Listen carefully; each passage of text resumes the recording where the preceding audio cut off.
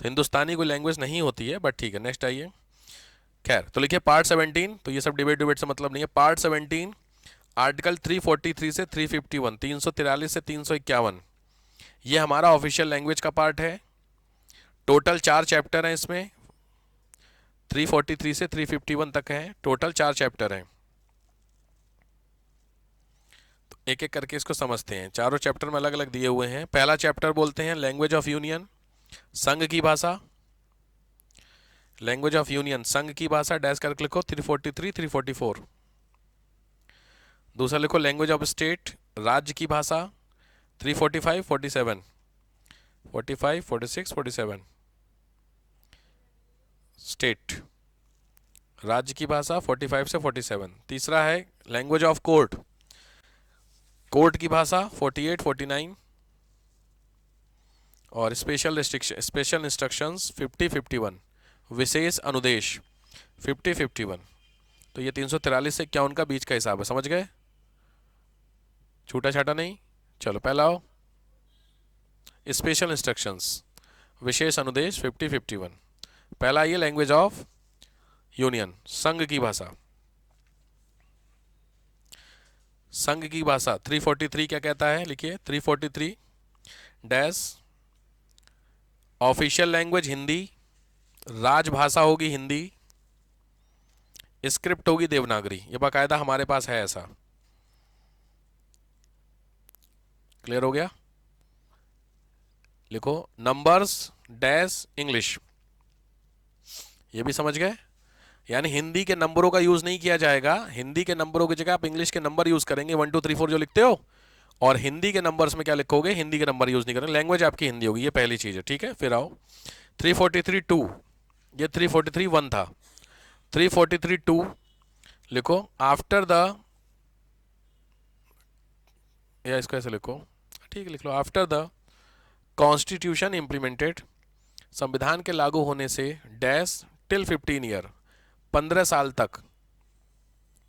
संविधान के लागू होने से 15 साल तक, ये क्या है पता है? तो इसमें लिख लो डैश करके, English also use as a second language, English को भी सेकेंड लैंग्वेज की तरह यूज किया जाएगा। कंडीशन समझ गए? ये कंडीशन है 15 साल की, मतलब इंप्लीमेंट जिस दिन हुआ उससे 15 साल तक आप इंग्लिश को भी यूज करेंगे। टिल 15 ईयर है, but it can be changed after the recommendation of president, राष्ट्रपति की सहमति के बाद इसको बढ़ा सकते हैं। राष्ट्रपति की सहमति से इसको क्या कर सकते हैं, बढ़ा सकते हैं। समझ गए? कॉमन समझ गए भाई लोग? ठीक। मतलब अगर प्रेसिडेंट को लगता है, क्या बढ़ा सकते हैं, 15 साल को टेन्योर को बढ़ा सकते हैं, 15 साल करके 10 जैसा राष्ट्रपति को लगता है वो कैन इंक्रीज कर सकता है। यहां तक समझ में आ गया? चलो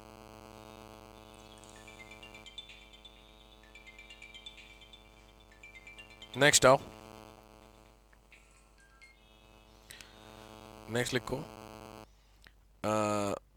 26 जैन 1965, 26 जनवरी 1965 से dash, Hindi is the official language, Hindi राजभाषा होगी। Hindi will be the official language, Hindi will be the official language, Hindi राजभाषा होगी। But English is also use, but English is also use if needed, अगर जरूरत है तो इंग्लिश भी यूज की जा सकती है। अगर जरूरत है तो इंग्लिश भी यूज की जा सकती है, सरकार ने बोल दिया, मतलब राष्ट्रपति ने बता दिया। ठीक है साहब? चलो अब लिखो ऑफिशियल लैंग्वेज कमीशन, हेडिंग राजभाषा आयोग। राजभाषा आयोग ये आर्टिकल 344 में आता है। आर्टिकल 344 इंपॉर्टेंट है। लिखो president has the authority to form a commission for the official language, राष्ट्रपति के पास राजभाषा को बढ़ाने के लिए एक कमीशन अपॉइंट करने की शक्ति है। President has the authority to form a commission for the official language. ठीक है, ये है। तो इस चीज के लिए जून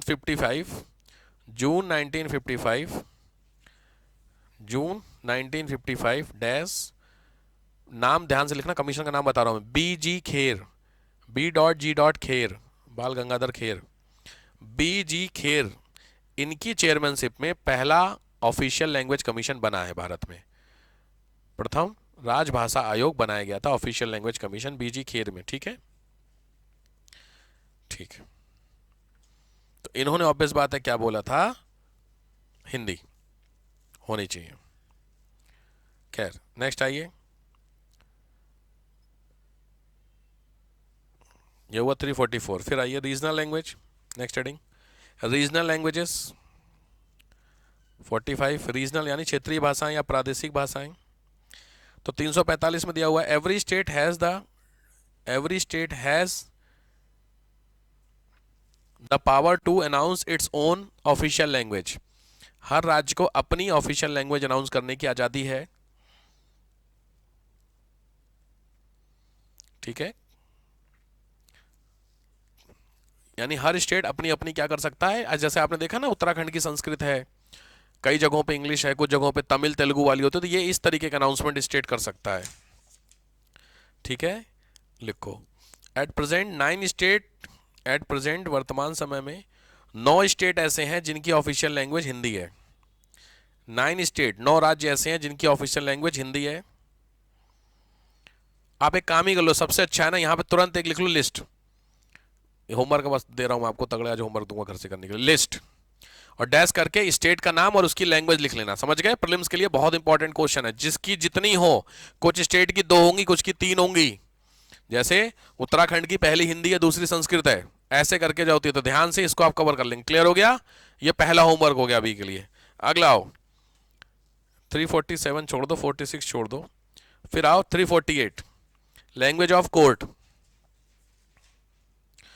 कोर्ट का तो सिंपल लॉजिक है, सिंपल आप समझ लो, कोर्ट में है, सीधी बात है, कोर्ट ने क्लियर बोल दिया है इन इंग्लिश ओनली। देख लो, सुप्रीम कोर्ट के सारे डिसीजन, सुप्रीम कोर्ट में अगर आप हिंदी में केस करते हैं ना, तो आपका केस कैंसिल हो जाता है। अभी की सिचुएशन भी है, सुप्रीम कोर्ट में आप हिंदी में ना तो डिबेट कर सकते हैं, ना हिंदी में आप केस कर सकते हैं। केस का मतलब समझे, अगर आपने ट्रायल कॉपी में नहीं, एप्लीकेशन भी दी आपने हिंदी में, तो आपका कैंसिल हो जाएगा। अब आपको लगता होगा ये तो गलत बात है, तो गलत बात है, अभी भी हो सकता है ऐसा। ये चेंजमेंट कौन कर सकता है, कोर्ट ही चेंज कर सकता है। लॉजिक बात है, कोर्ट ने अभी भी इंग्लिश में ही रखा है। क्यों, पता है ऐसा? क्या लगता है आपको, ये ठीक है कि गलत? गलत है भाई, लॉजिक बात है, क्योंकि हमारे यहाँ ऑफिशियली तो हिंदी ज़्यादातर लोग बोलते हैं, लेकिन अगर इंग्लिश वाली ही होंगे तो लोग लिमिटेड हो गए कि नहीं? तो जब लिमिटेड हो गए तो सीधी बात है, वही आता है मोनोपोली। फायदा है कि नहीं? अब इंग्लिश बोलने वाले लोग हैं, कोर्ट में इंग्लिश में ही अलाउ कर सकते हैं, हिंदी में नहीं, तो आधे से ज़्यादा वहीं छट के बाहर हो गए। अब अगर आपको अपनी बात कोर्ट में रखनी है तो ऑब्वियस बात है आप हिंदी में रखेंगे नहीं, इंग्लिश आपको आती नहीं। अब तो आपकी जगह कोई और तो रखेगा, और जो रखेगा उसको इंग्लिश आती है तो उसका पैसा लेगा। फर्क समझ में आ रहा कि नहीं आ रहा? सिंपल, तो बहुत सिस्टम है कोर्ट को लेकर के।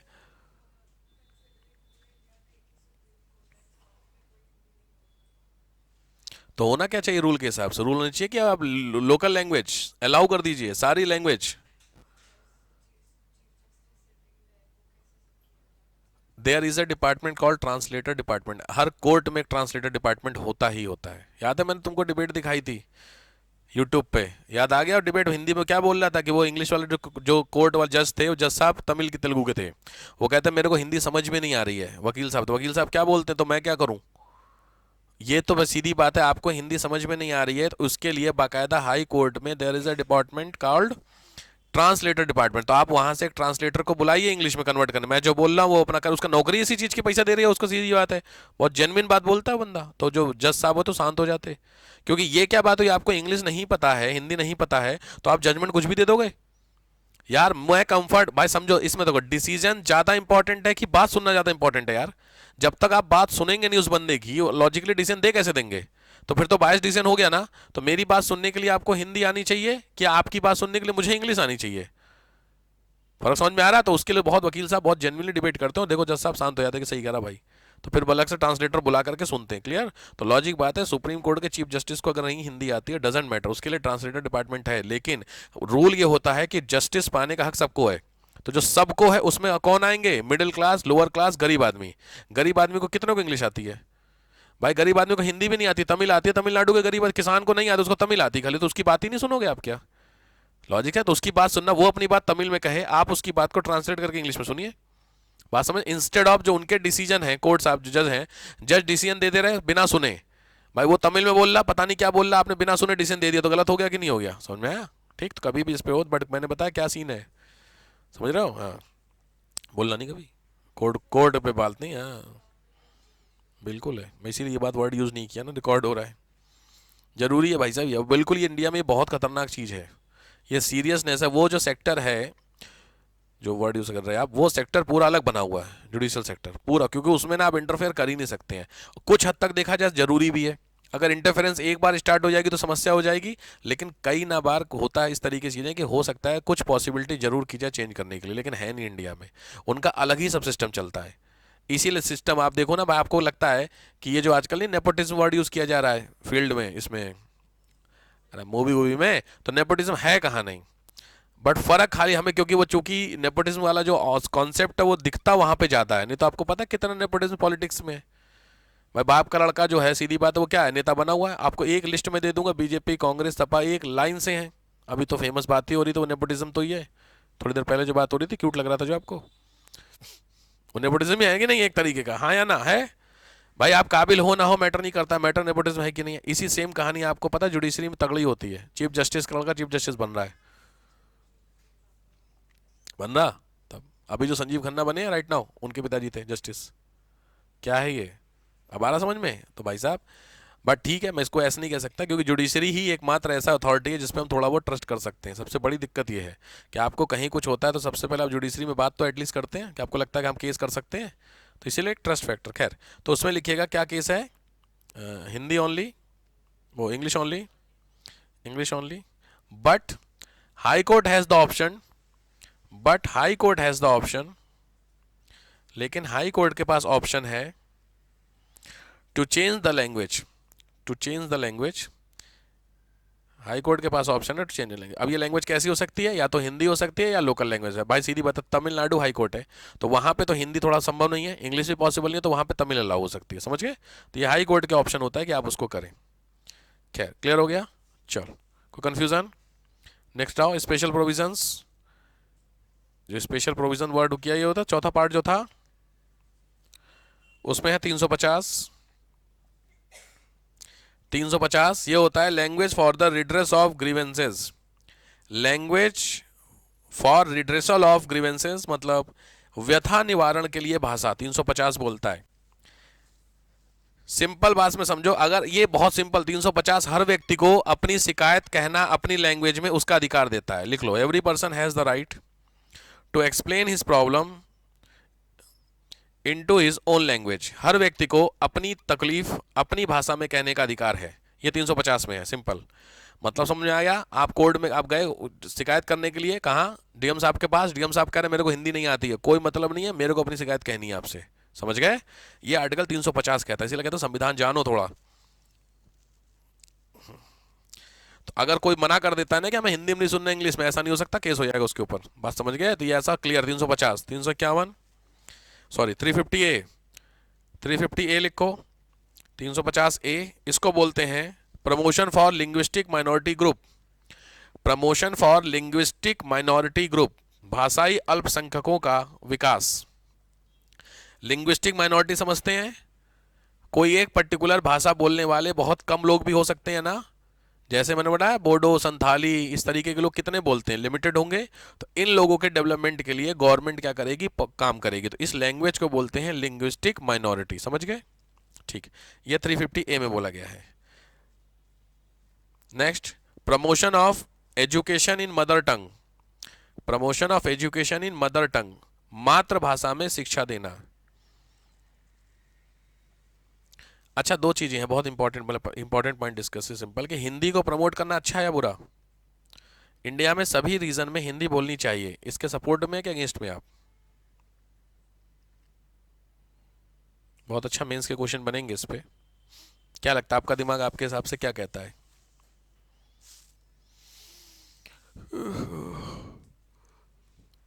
कुछ नहीं, हमें क्या करना है, हम तो हिंदी इंग्लिश बोल रहे, बात खत्म, हद हुई। क्या लगता है आपको, ऐसा अगर हो जाता है तो अच्छी चीज़ है या बुरी चीज़ है। लॉजिक बात है, देखो होना चाहिए सर ये अच्छी चीज़ है, हिंदी एक कर दी जाए, हिंदी की जगह आप XYZ कोई लैंग्वेज कर दीजिए जो कॉमन कर दीजिए सबके लिए, बट कंपल्सन मत करिए।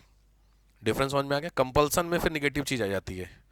कॉमन होने का मतलब है इंडियन किसी एक लैंग्वेज को रिप्रेजेंट करेंगे, जैसे चाइनीज आते हैं वो सब चाइनीज ही तो बोलते हैं, अमेरिकन आते हैं वो इंग्लिश बोलते हैं, फ्रेंच फ्रेंच बोलते हैं, प्रॉब्लम समझ रहे हो। हम क्या बोलते हैं, दिक्कत ये है हमारे यहाँ जो मेन है लीडर, या फॉरेन का कोई बंदा हमारे यहाँ आएगा, इधर तो हिंदी सुन रहा, साउथ चला गया तमिल तेलुगु सुन रहा है, तो डिफ्रेंसिएशन आ रहा हल्का सा, बात समझ रहे हो। तो एक लैंग्वेज होनी चाहिए जो कंट्री को रिप्रेजेंट करे, वो कोई सी भी हो सकती है, हिंदी इंग्लिश उर्दू फारसी जो मन करे, बट एक होनी चाहिए रूल के हिसाब से। बट कंपलसरी ऐसा नहीं होना चाहिए कि हर किसी को आनी चाहिए, ये गड़बड़ कहानी है, समझ गए। तो आंसर किस फ्रेम में जाएगा, कंपल्सन का जो क्लॉज है वो नेगेटिव है, बाकी हाँ एक लैंग्वेज ऑफिशियली होना जरूरी है। नेशनल लैंग्वेज बोलने में थोड़ा सा बायसनेस हो जाएगी, क्योंकि नेशनल लैंग्वेज नहीं, एक तरीके से वैसे कायदे में देखा जाए तो नेशनल लैंग्वेज भी आपको यूनिटी को प्रमोट ही तो कर रही है। अगर नेशनल लैंग्वेज एक अनाउंस होता, हमारी नेशनल ड्रेस है फॉर एग्जांपल कुर्ता धोती, या लेडीज लोगों के लिए साड़ी, समझो, तो ये अच्छी चीज़ है बुरी चीज़ है। आप हर फंक्शन में देखे होंगे जो एथनिक ड्रेस होती है वो क्या होती है, कुर्ता धोती कुर्ता पजामा। हर चाहे किसी फंक्शन में चले जाओ साउथ नॉर्थ में, और लड़कियां क्या पहनती हैं और लेडीज़ क्या पहनती हैं, साड़ी पहनते हो, सोचो क्यों। तो ये अच्छी चीज़ है बुरी चीज़ है भाई, आप किसी भी फंक्शन में नॉर्थ साउथ में चले जाओ, आपको सेम ड्रेस दिख रही है कि नहीं दिख रही है, फर्क आ रहा है, ड्रेस का कलर वो सब अलग है, बट है तो ड्रेस साड़ी। डिफरेंस समझ में आ रहा है, तो डिफरेंस क्या है, अच्छी चीज़ है। तो आंसर है बिल्कुल कि आप रिप्रेजेंट करोगे कि नहीं करोगे, यानी अगर आप साड़ी पहने हो और पूरी दुनिया में आप कहीं चले जाओ, लोग आपको क्या समझेंगे, इंडियन।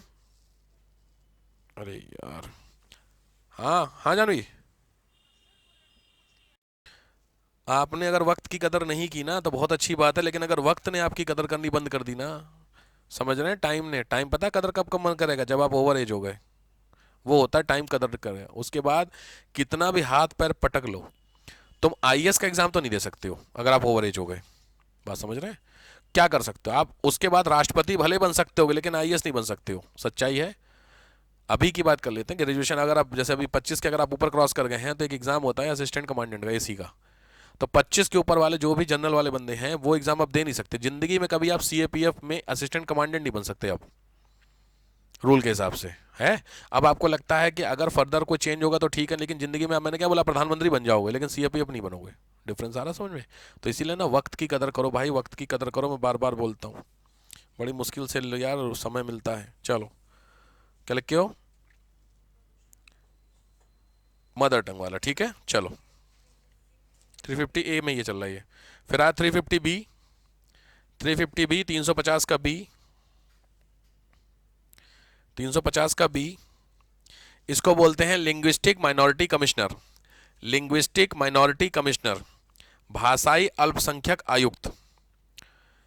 मतलब गवर्नमेंट जो प्रेसिडेंट होते हैं ना, प्रेसिडेंट के पास ऑप्शन होता है क्या अनाउंस करने का, लिंग्विस्टिक माइनॉरिटी का कमिश्नर अनाउंस करने का अधिकार होता है, कमिश्नर अपॉइंट करने का, समझ रहे हैं। तो इस हिंदी भाषा को प्रमोट करने के लिए। चलो नेक्स्ट काम आपको इसी में दूसरा होमवर्क लिख लीजिए तुरंत। वो होमवर्क है आपका शेड्यूल, 8वीं शेड्यूल, 8 शेड्यूल आपने सुना होगा, आपने कॉन्स्टिट्यूशन में कुछ शेड्यूल में कुछ लैंग्वेजेस दी हुई है ना आपकी, सारी शेड्यूल्स याद है। जो 8वां शेड्यूल जैसे आप गूगल करेंगे 8 शेड्यूल ऑफ कॉन्स्टिट्यूशन, तो आपको उसमें 22 लैंग्वेजेस मिल जाएंगी। तो वो 22 लैंग्वेजेस में 14 हमारे पास शुरू में थी और अभी 22 हो रखी हैं, तो लॉजिक ऐड हुई होंगी। तो 14 के बाद जितनी भी ऐड हुई हैं उसका ईयर वाइज आपको याद करना है, कौन सी लैंग्वेज किस साल ऐड की हुई, समझ गए। बोडो संथाली ऐसे करके मिलेगी, भोजपुरी नहीं है, बहुत लोग कंफ्यूजन में रहते। डिमांड हर कोई बोलते हैं बोलने के लिए, सर इसको भी शामिल कर लो, ध्यान रखना कॉन्स्टिट्यूशन लैंग्वेज में इंग्लिश नहीं है, बहुत कंफ्यूजन नहीं करना, ठीक है। तो इंग्लिश नहीं है और भोजपुरी भी नहीं है, बाकी सिंधी कोंकणी ये सब बहुत है। तो एक बार उसको करके इधर नाम इधर ईयर लिख लेंगे, ये दूसरा होमवर्क हो गया। नेक्स्ट आइए, अच्छा इसके अलावा हमारे लैंग्वेजेस की बात कर लेते हैं। देखिए other article related to languages, कुछ और अनुच्छेद जो भाषाओं से संबंधित हैं। Other article related to languages, other article related to languages, कुछ और भाषाओं से रिलेटेड, मतलब जो इस वाले सेक्शन के बाद वाले सेक्शन में उनकी बात कर रहा हूं मैं। तो उसमें पहला है आपका 29, क्या कहता है आर्टिकल 29, यूनिवर्सिटी तुम दो ही बातें बोल गई। आर्टिकल 29 क्या कहता है,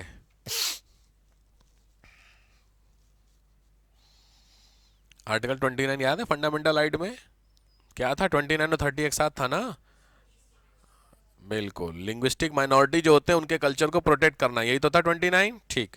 आर्टिकल 30 भी था, वो अपने क्या कर सकते हैं, जो लिंग्विस्टिक माइनॉरिटी है वो एजुकेशन इंस्टीट्यूट सेटअप कर सकते थे, याद है जैन वाले, जैन में एडमिशन देंगे, बहुत समझाया था मैं ये वाली चीज़ें। तो आर्टिकल 29, आर्टिकल 30, आर्टिकल 120, आर्टिकल 120 लिखो, लैंग्वेज इन द पार्लियामेंट।